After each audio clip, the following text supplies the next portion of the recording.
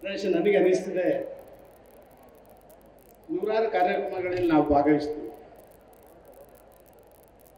ಆದರೆ ಒಬ್ಬ ವ್ಯಕ್ತಿಯ ಆ ವ್ಯಕ್ತಿತ್ವವನ್ನು, ಅವನ ಶಕ್ತಿಯನ್ನು ಸಮಾಜಕ್ಕೆ ಅರ್ಪಣೆ ಮಾಡಲಿಕ್ಕೆ ಬೇಕಾದಂತಹ ಆ ಒಂದು ಶಕ್ತಿಯನ್ನು ತುಂಬುವಂಥ ಕಾರ್ಯಕ್ರಮಗಳಲ್ಲಿ ನಾವು ಭಾಗವಹಿಸೋದು ಕಡಿಮೆ. ಪ್ರಾಯಶಃ ಇವತ್ತಿನ ಕಾರ್ಯಕ್ರಮ ಅಂತ ಒಂದು ಕಾರ್ಯಕ್ರಮ ಅಂತ ನಾನು ತಿಳ್ಕೊಳ್ತೇನೆ. ಆದಿಚುಂಚನಗಿರಿ ಮಠದ ಬಗ್ಗೆ ನಾನೇನು ಮಾತಾಡಲಿಕ್ಕೆ ಇಷ್ಟಪಡೋದಿಲ್ಲ. ಯಾಕೆಂತ ಹೇಳಿದ್ರೆ ಇಡೀ ನಮ್ಮ ರಾಜ್ಯದಲ್ಲಿ, ದೇಶದಲ್ಲಿ, ಜಗತ್ತಿನ ಬೇರೆ ಬೇರೆ ರಾಷ್ಟ್ರಗಳಲ್ಲಿ ಕೂಡ ನಮ್ಮ ವಿಚಾರಧಾರೆಗಳನ್ನು ತಿಳಿಸಿ ಹೇಳುವಂಥ ಅದ್ಭುತವಾದಂಥ ಒಂದು ಪ್ರಯತ್ನ ಈ ಮಠದಿಂದ ನಡೀತಾ ಇರುವಂಥದ್ದು ನಾವು ಕಂಡಿದ್ದೇವೆ. ಸಾಮಾಜಿಕ ವ್ಯವಸ್ಥೆಯಲ್ಲಿ ಅತ್ಯಂತ ಅವಶ್ಯಕತೆ ಯಾವುದು ಅಂತ ಹೇಳಿ ಇವತ್ತು ಭಾರಿ ಜನ ಹೇಳ್ಬೋದು, ಅಧಿಕಾರ, ಹಣ, ಮತ್ತೊಂದು ಅವಶ್ಯಕತೆ. ನಾನಂತೂ ಹೇಳ್ತೇನೆ, ಯಾವುದೊಬ್ಬ ವ್ಯಕ್ತಿ ಅವನು ನಿಜವಾಗಿ ಸಮಾಜದಲ್ಲಿ ವ್ಯಕ್ತಿಯಾಗಿ ಉಳಿಬೇಕು ಅಂತ ಹೇಳಿದ್ರೆ ಅವನಿಗೆ ಮನಃಶಾಂತಿ ಬೇಕು, ನೆಮ್ಮದಿ ಬೇಕು. ಶಾಂತಿ ನೆಮ್ಮದಿಗಳಿಲ್ಲದಂಥ ವ್ಯಕ್ತಿ ಅವ ವ್ಯಕ್ತಿ ಅಲ್ಲ. ಇತರ ಪ್ರಾಣಿಗಳಿಗೂ ಅವನಿಗೂ ಏನು ವ್ಯತ್ಯಾಸಗಳು ಇರುವುದಿಲ್ಲ ಅಂತ ನಾನು ಭಾವಿಸ್ತಾ ಇದ್ದೆ. ಯಾವ ಸಮಾಜದಲ್ಲಿ ನಮ್ಮ ಆಧಾರ ಸ್ತಂಭಗಳಾದಂಥ ಪ್ರೀತಿ, ವಿಶ್ವಾಸ, ಸಂಸ್ಕೃತಿ, ಸಂಸ್ಕಾರ ಇದಕ್ಕೆ ಪ್ರೋತ್ಸಾಹಗಳಿಲ್ವೋ ಅದು ಕೇವಲ ನಾಟಕೀಯ ಜೀವನ ಆಗುತ್ತೆ, ವ್ಯಾವಹಾರಿಕ ಜೀವನ ಆಗುತ್ತೆ. ಸಂಬಂಧಗಳ ಮತ್ತು ಸಾಮರಸ್ಯದ ಜೀವನ ಆಗಲಿಕ್ಕೆ ಸಾಧ್ಯ ಇಲ್ಲ. ಒಂದು ಸಮಾಜದ, ಒಂದು ಸಮುದಾಯದ ಆಧಾರ ಸ್ತಂಭಗಳೇ ಪ್ರೀತಿ, ವಿಶ್ವಾಸ, ಸಂಸ್ಕೃತಿ, ಸಂಸ್ಕಾರ. ಇದು ನೀವು ಆಲೋಚನೆ ಮಾಡಿ, ಯಾವುದರಲ್ಲಿ ಒಂದರಲ್ಲಿ ಕೊರತೆ ಆದರೂ ಕೂಡ ಅದು ನಿಮ್ಮ ಮನೆಯಿಂದ ಹಿಡಿದು, ನಿಮ್ಮ ವ್ಯಕ್ತಿಗತವಾದ ಬದುಕಿನಿಂದ ಹಿಡಿದು, ನಿಮ್ಮ ಕೌಟುಂಬಿಕ ಬದುಕಿನಿಂದ ಹಿಡಿದು, ಸಮುದಾಯದ ಬದುಕಿನಿಂದ ಹಿಡಿದು ಸಮಾಜದ, ರಾಷ್ಟ್ರದ ಬದುಕಿಗೆ ಕೂಡ ಒಂದು ರೀತಿ ಮಾರಕ ಆಗುವಂಥದ್ದು ನಾವು ನೋಡ್ತೇವೆ. ಪ್ರಾಯಶಃ ಮನೆಯಲ್ಲಿ ಅಣ್ಣ ತಮ್ಮಿಂದರ ಜೊತೆ, ಅಪ್ಪ ಮಕ್ಕಳ ಜೊತೆ, ತಾಯಿ ಮಕ್ಕಳ ಜೊತೆ ಆ ಪ್ರೀತಿಗಳು, ವಿಶ್ವಾಸಗಳು ಇಲ್ಲ ಅಂತ ಹೇಳಿದ್ರೆ ಅದೇ ಆ ಮನೆಯ ಒಂದು ಡೊಂಬರಾಟದ ಕೇಂದ್ರವಾಗಿ ಪರಿವರ್ತನೆ ಆಗುತ್ತೆ. ನಮ್ಮ ಮಕ್ಕಳು ಸಂಸ್ಕೃತಿ, ಸಂಸ್ಕಾರ ಇವತ್ತು ನಾವು ಮತ್ತೆ ಅದನ್ನ ಸ್ವಾತಂತ್ರ್ಯ ಸಿಕ್ಕಿದ ಸಂದರ್ಭದಲ್ಲಿ ಆ ನೂರಾರು ವರ್ಷಗಳ ವಿದೇಶಿ ಆಕ್ರಮಣದ ಹಿನ್ನೆಲೆಯಲ್ಲಿ ನಾವು ಕಳ್ಕೊಂಡಂಥ ಸಂಸ್ಕೃತಿ, ಸಂಸ್ಕಾರವನ್ನು ಮತ್ತೆ ಉಳಿಸಿ ಬೆಳೆಸಿ ನಮ್ಮ ದೇಶೀಯ ವಿಚಾರಧಾರೆಗಳ ಆಧಾರದಲ್ಲಿ ರಾಜಕಾರಣ ನಡಿಬೇಕು ಅಂತ ಹೇಳುವಂಥದ್ದಕ್ಕೆ ಸಾಕಷ್ಟು ವೇಗ ಸಿಕ್ಕಲಿಲ್ಲ. ಆಗ ತಾನೇ ಬಂದದ್ದು ಇಂಥ ಮಠ ಮಂದಿರಗಳು. ಇಂಥ ಮಠ ಮಂದಿರಗಳು ಈ ದೇಶ ಸಾವಿರಾರು ವರ್ಷದ ಹಿಂದಿನ ಆ ಜಗತ್ತಿಗೆ ಅಭೂತಪೂರ್ವ ವಿಚಾರವನ್ನು ಕೊಟ್ಟಂಥ ರಾಷ್ಟ್ರವಾಗಿ ಪರಿವರ್ತನೆ ಆಗಬೇಕಾದ್ರೆ ಮತ್ತೆ ಈ ದೇಶದಲ್ಲಿ ಸಂಸ್ಕೃತಿ, ಸಂಸ್ಕಾರಗಳು ಮೂಡಿ ಬರಬೇಕು, ಜೊತೆಯಲ್ಲಿ ವಿಶ್ವಾಸದ ಬದುಕಿರಬೇಕು ಅಂತೇಳಿ ನಾವು ನಮ್ಮ ಆದಿಚುಂಚನಗಿರಿ ಮಠದ ಹಿಂದಿನ ಸ್ವಾಮೀಜಿಯವರ ಒಂದು ಸಣ್ಣ ವಿಚಾರಗಳನ್ನು ನಾವು ಕೈಗೆತ್ತಿಕೊಂಡ್ರೆ ನಮ್ಗೆ ಗೊತ್ತಾಗ್ತದೆ. ಯಾವ ಕಾಲಘಟ್ಟದಲ್ಲಿ ಆ ಒಕ್ಕಲತನ ಮಾತ್ರ ನಮ್ಮ ಶಕ್ತಿ ಅಂತ ತಿಳ್ಕೊಂಡಂಥ ವ್ಯಕ್ತಿಗಳು ನಾವು. ನಿಜ, ಆ ಕಾಲಘಟ್ಟ ಹಾಗಿತ್ತು. ಯಾವ ಜಗತ್ತಿನಲ್ಲಿ ಬೆಳವಣಿಗೆಗಳು ಜಾಸ್ತಿ ಆಯಿತೋ, ಇವತ್ತಿನ ಪರಿವರ್ತನೆಗಳು ಜಾಸ್ತಿ ಆಯಿತೋ, ಆ ಪರಿವರ್ತನೆಗೆ ಒಂದು ರೀತಿಯಲ್ಲಿ ಹೊಸತನ ಕೊಡಬೇಕು ಅಂತ ಹೇಳುವಂಥ ಪರಿಕಲ್ಪನೆ. ಅದಕ್ಕಾಗಿ ವಿದ್ಯಾ ಕೇಂದ್ರಗಳನ್ನು ಇಡೀ ರಾಷ್ಟ್ರದಾದ್ಯಂತ ತರುವಂಥ ಪ್ರಯತ್ನಗಳನ್ನು ಪಡ್ತಾರೆ. ದುಡಿಯುವಂಥ ಕೈಗಳಿಗೆ ಇರುವಂಥ ಶಕ್ತಿ ಅವರ ಮಾನಸಿಕ ಆ ಒಂದು ವಿಚಾರಕ್ಕೂ ಇರಬೇಕು, ಅದಕ್ಕೆ ಒತ್ತು ಕೊಡಬೇಕು. ಒಬ್ಬ ವ್ಯಕ್ತಿ ಅವರ ವ್ಯಕ್ತಿತ್ವ ವಿಕಸನ ಆಗದಿದ್ದರೆ ಅವನ ದೈಹಿಕ ಶಕ್ತಿಯಿಂದ ಮಾತ್ರ ಸಾಮಾಜಿಕ ಪರಿವರ್ತನೆ ಆಗುವುದಿಲ್ಲ ಅಂತ ಹೇಳುವಂಥ ಪರಿಕಲ್ಪನೆಯನ್ನು ಕಂಡಂಥ ನಮ್ಮ ಸ್ವಾಮೀಜಿಯವರು ಇಷ್ಟು ದೊಡ್ಡ ರೀತಿಯಲ್ಲಿ ವಿದ್ಯಾಸಂಸ್ಥೆಗಳನ್ನು ಮತ್ತೊಂದನ್ನು ಹುಟ್ಟುಹಾಕುವಂತೆ ಮಾಡಿದರು. ಮಠ ಮಂದಿರಗಳ ವಿಸ್ತರಣೆಗಳನ್ನು ಮಾಡಿದರು. ಒಂದಷ್ಟು ಇಷ್ಟು ದೊಡ್ಡ ಸಂಖ್ಯೆಯಲ್ಲಿ ಇಲ್ಲಿ ತಾಯಂದಿರು ಸೇರಿದ್ದೀರಿ.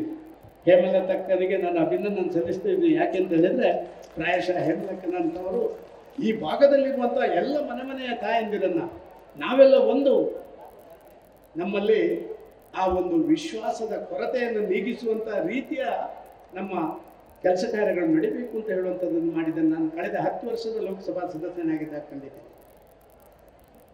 ನಾನು ಮಠದ ಬಾರಿ ಒಬ್ಬ ಹತ್ತಿರ ಸಂಪರ್ಕ ಇದ್ದವ.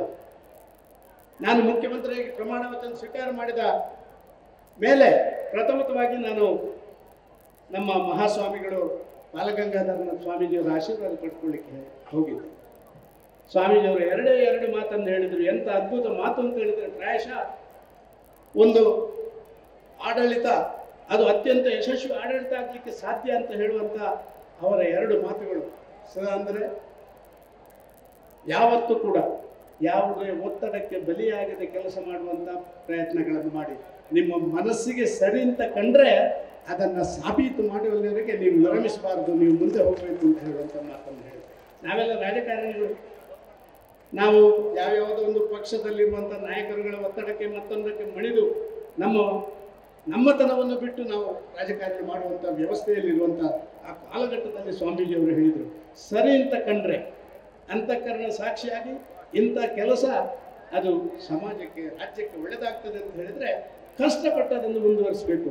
ಅಧಿಕಾರವೇ ಶಾಶ್ವತ ಅಲ್ಲ, ನೀನು ಮಾಡುವ ಕೆಲಸಗಳು ಮಾತಾಡಬೇಕು, ನೀನು ಮಾತಾಡೋದನ್ನು ಕಡಿಮೆ ಮಾಡುವಂಥದ್ದು ಸ್ವಾಮೀಜಿಯವರು ಹೇಳಿ ಮಾಡುವಂಥ ಕೆಲಸಗಳು ಮಾತಾಡಬೇಕು. ಆಗಲೇ ಒಂದು ರಾಜಕಾರಣಕ್ಕೆ ಒಂದು ಅದ್ಭುತವಾದಂಥ ಪರಿಕಲ್ಪನೆ ಬರುತ್ತೆ. ಯಾಕೆ ನಾವು ಹಿಂದಿನ ದಿನಗಳಲ್ಲಿ ನಮ್ಮ ಇತಿಹಾಸ ಪುರಾಣಗಳನ್ನು ಕಂಡಿದ್ದೇವೆ, ರಾಜರು ಆ ಗುರು ಪರಂಪರೆ ಕೊಡ್ತಾ ಇದ್ದಂಥ ಗೌರವ, ಆ ಗುರುವಿನ ವಿಚಾರಗಳನ್ನು ತಾನು ಅನುಷ್ಠಾನ ಮಾಡುವಂಥದ್ದು ಮಾತ್ರ ತಮ್ಮ ಕೆಲಸ ಅಂತ ಹೇಳುವಂಥ ಭಾವನೆಗಳನ್ನು ವ್ಯಕ್ತಪಡಿಸಿ ಆ ಮೂಲಕ ರಾಜನೀತಿಯಲ್ಲಿ ಅದನ್ನು ಅಳವಡಿಸಿಕೊಂಡು ಕಂಡಿದ್ದೇವೆ. ಪ್ರಾಯಶಃ ಈ ರೀತಿಯ ಕಾರ್ಯಕ್ರಮಗಳು ಇವತ್ತು ಲಲಿತ ಸಹಸ್ರನಾಮ ಓದಿದ್ದು ನಾನು ಗುರುಗಳ ಹೇಳ್ತೇನೆ, ಪ್ರಾಯಶಃ ನಾನು ಕಾಲೇಜಿಗೆ ಅಥವಾ ವಕಾಲತ್ತು ಎಲ್ಲ ಮಾಡಿರ್ಬೋದು, ಆದರೆ ಲಲಿತ ಸಹಸ್ರನಾಮವನ್ನು ಓದಬೇಕಾದ್ರೆ ಕನಿಷ್ಠ ನಾನೊಂದು 3 ತಿಂಗಳಾದರೂ ಅದನ್ನು ನಿರಂತರ ಓದಿದರೆ ಮಾತ್ರ ನಿಮ್ಮಷ್ಟು ನಿಮ್ಮ ಒಂದು 10% ಆದರೂ ಸುಸೂತ್ರವಾಗಿ ಓದಲಿಕ್ಕೆ ಸಾಧ್ಯ. ಆ ರೀತಿಯ ಆ ಒಂದು ಭಾವನೆ ಅದನ್ನೇ ಎಲ್ಲರನ್ನು ಕ್ರೋಢೀಕರಣ ಮಾಡುವಂಥದ್ದು. ನಾನು ತುಂಬ ಜನರನ್ನು ನೋಡ್ತಾ ಇದ್ದೆ, ನಾನು ಕೂಡ ಪೂರ್ತಿ ಓದ್ತಾ ಇರಲಿಲ್ಲ, ಆಚೀಚೆ ನೋಡ್ತಾ ಇದ್ದೆ. ಆದರೆ ಪ್ರತಿಯೊಬ್ಬನು ಬಾಯಲ್ಲಿ ಉಚ್ಚಾರಣೆ ಮಾಡಲಿಕ್ಕೆ ಆಗದಿದ್ದರೂ ಉಚ್ಚಾರಣೆ ಮಾಡಬೇಕು ಅಂತ ಹೇಳುವಂಥ ಒಂದು ಮನೋಭಾವನೆ ಪ್ರತಿಯೊಬ್ಬರ ಮುಖದಲ್ಲಿ ಕೂಡ ಬರ್ತಾ ಇರುವಂಥದ್ದು ಕಂಡಿದ್ದಾರೆ. ಇದಕ್ಕೆ ಹೇಳುವಂಥದ್ದು ಆ ಕೇಂದ್ರೀಕೃತವಾದಂಥ ವ್ಯವಸ್ಥೆಗೆ ಒಂದು ವೇಗ ಕೊಡಬೇಕು, ಪರಿವರ್ತನೆ ಜಗತ್ತಿನ ನಿಯಮ. ಆದರೆ ಪರಿವರ್ತನೆಗೆ ವೇಗ ಕೊಡುವಂಥ ಶಕ್ತಿ ಅದು ಎಲ್ರಿಗೂ ಸಿಕ್ಕಲ್ಲ. ಆದಿಚುಂಚನಗಿರಿ ಮಹಾ ಸಂಸ್ಥಾನ ಈ ಕೆಲಸ ಕಾರ್ಯಗಳನ್ನು ಮಾಡಿದೆ. ನಾನು ಜಾತಿವಾದಿ ಅಲ್ಲ, ಇವತ್ತು ಕಾಂತರಾಜ್ ವರದಿಯೋ ಮತ್ತೊಂದು ಚರ್ಚೆಗಿರುವಂಥ ಅದರ ಬಗ್ಗೆ ನಾನು ತುಂಬ ಮಾತಾಡಲಿಕ್ಕೆ ಇಷ್ಟಪಡುವುದಿಲ್ಲ. ಆದರೆ ಸಮಾಜದಲ್ಲಿರುವಂಥ ದೊಡ್ಡ ಪ್ರಬಲ ಸಮುದಾಯಗಳನ್ನು ಯಾವುದೋ ಅಂಕಿ ಸಂಖ್ಯೆಗಳನ್ನು ವ್ಯತ್ಯಾಸ ಮಾಡಿ ಅದನ್ನು ಸಣ್ಣದು ಮಾಡಿದರೆ ಆ ಸಮುದಾಯ ಖಂಡಿತ ಸಣ್ಣದಾಗುವುದಿಲ್ಲ, ಬದಲಾಗಿ ಮತ್ತೆ ಪುಡಿದೇಳುವಂಥ ಒಂದು ಸಾಧ್ಯತೆಗಳು ಬರುತ್ತೆ ಅಂತ ಹೇಳುವಂಥದ್ದು ನಾವೆಲ್ಲ ತಿಳ್ಕೊಳ್ಬೇಕಾದಂಥ ಅವಶ್ಯಕತೆ ಇದೆ. ಒಕ್ಕಲಿಗ ಸಮುದಾಯ ಸಣ್ಣ ಸಮುದಾಯ, ಇಡೀ ಜಗತ್ತಿಗೆ ಎಲ್ಲ ಸೂತ್ರಗಳನ್ನು ಕೊಟ್ಟದ್ದು ಒಕ್ಕಲಿಗ ಸಮುದಾಯ. ಆದಿಚುಂಚನಗಿರಿ ಮಹಾ ಸಂಸ್ಥಾನ ಅಂದರೆ ಕಣ್ಣಿಲ್ಲದವರಿಗೆ ಕಣ್ಣು, ಕುರುಡರಿಗೆ ಶಾಲೆಗಳು, ಕಿವುಡರಿಗೆ ಶಾಲೆಗಳು, ಗ್ರಾಮೀಣ ಪ್ರದೇಶದಲ್ಲಿ ವಿದ್ಯೆ ತಗೊಳ್ಳಿಕ್ಕೆ ಆಗದಂಥ ಆ ಬಡ ವಿದ್ಯಾರ್ಥಿಗಳಿಗೆ ಉಚಿತ ವಿದ್ಯಾಭ್ಯಾಸಗಳನ್ನು ಕೊಡುವಂಥದ್ದು, ಎಲ್ಲರನ್ನು ಒಂದುಗೂಡಿಸಿ ಶ್ರಮಜೀವಿಗಳಿಗೆ ಹೊಸ ಸೂತ್ರಗಳನ್ನು ಕೊಡುವಂಥ ಕೆಲಸವನ್ನು ಆದಿಚುಂಚನಗಿರಿ ಮಹಾ ಸಂಸ್ಥಾನ ಮಾಡಿದೆ. ನಾವೆಲ್ಲ ಇವತ್ತು ಸಮಾನತೆಯ ಬಗ್ಗೆ ಮಾತಾಡ್ತೀವಿ, ಸಮಾನತೆಯ ಸಂದೇಶವನ್ನು ಕರ್ನಾಟಕದ ಪುಣ್ಯ ಭೂಮಿಯಿಂದ ಯಾರು ಕೊಟ್ಟರು?